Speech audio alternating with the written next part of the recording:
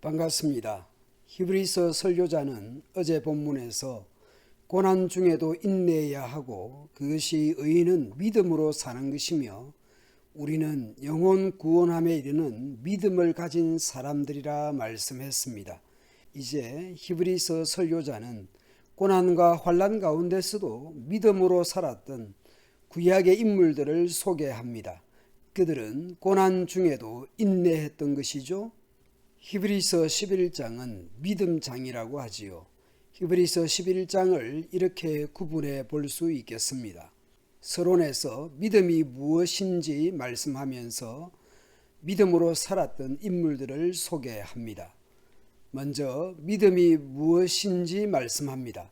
믿음은 바라는 것들의 실상이요 보지 못하는 것들의 증거니 선진들이 이로써 증거를 얻었느니라. 바라는 것은 아직 이루어지지 않은 것이기에 실제하거나 증거로 내세울 수가 없습니다. 그러니 마치 모순으로 보일 수 있습니다. 이미 이루어졌다면 굳이 바랄 필요가 없는 것이기도 합니다. 믿음은 마치 이런 것입니다.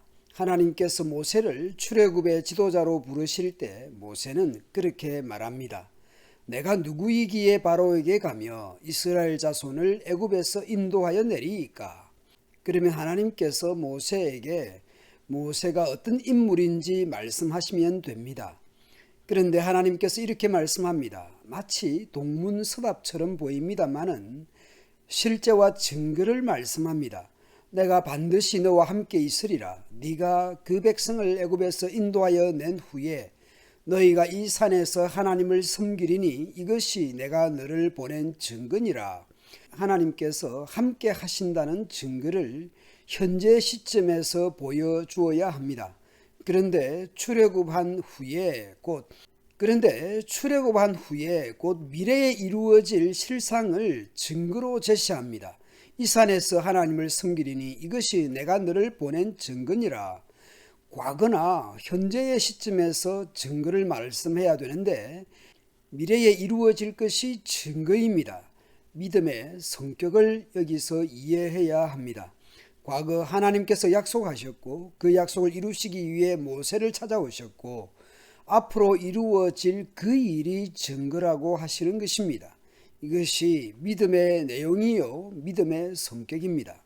무엇이 믿음인지 또 봅시다. 믿음으로 모든 세계가 하나님의 말씀으로 지어진 줄을 우리가 아나니 창조의 과정을 보았기에 믿는 것이 아닙니다.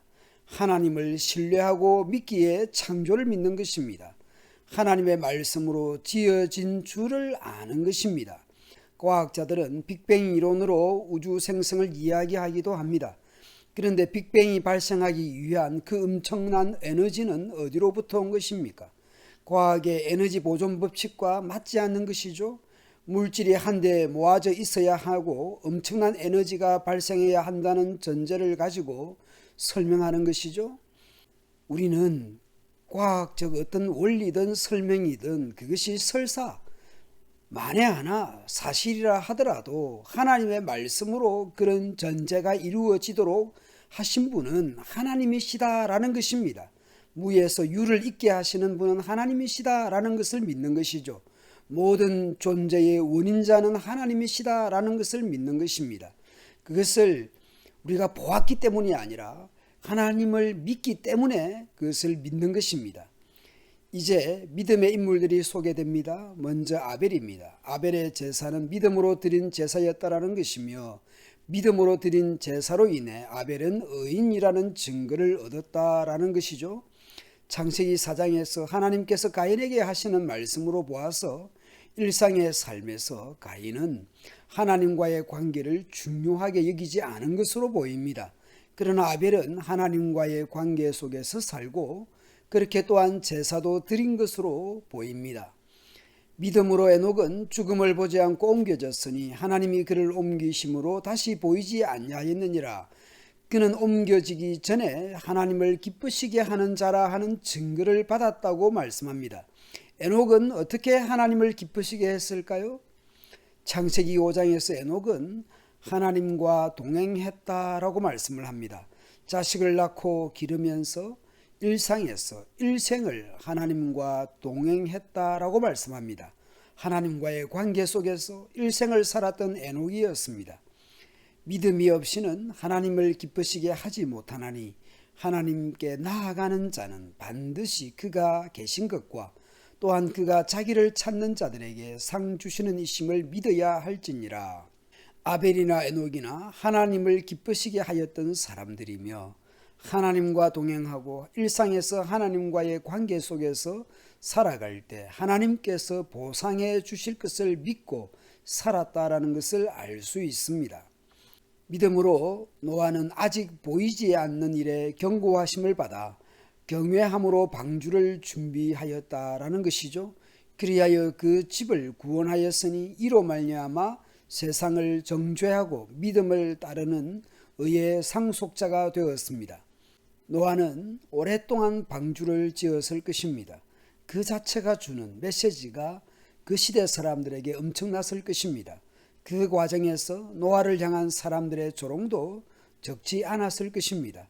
그 과정에서 사람들로부터 인내하며 오랫동안 방주를 지었을 것입니다. 그것이 믿음으로 인한 것입니다. 아브라함도 믿음으로 갈 바를 모르고 나아갔다고 말씀합니다.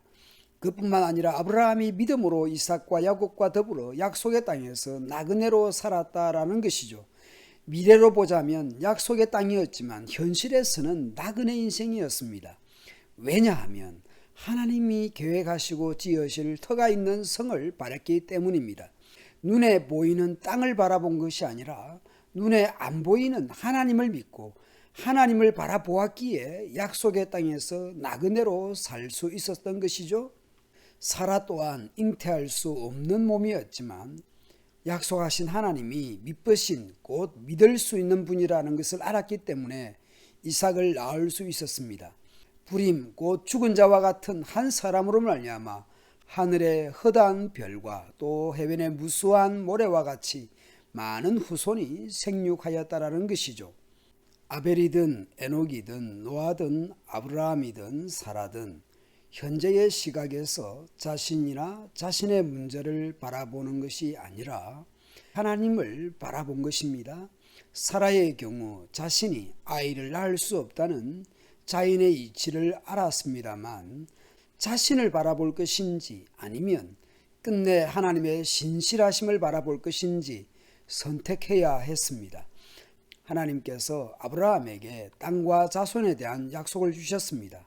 그러나 정작 자신의 시대에서 이루어지는 것이 아니라 하나님의 뜻한 시대에 이루어질 것을 믿었습니다. 믿음이 무엇입니까? 하나님을 믿는 것입니다. 그것이 실제가 되고 증거가 되는 것이 믿음입니다.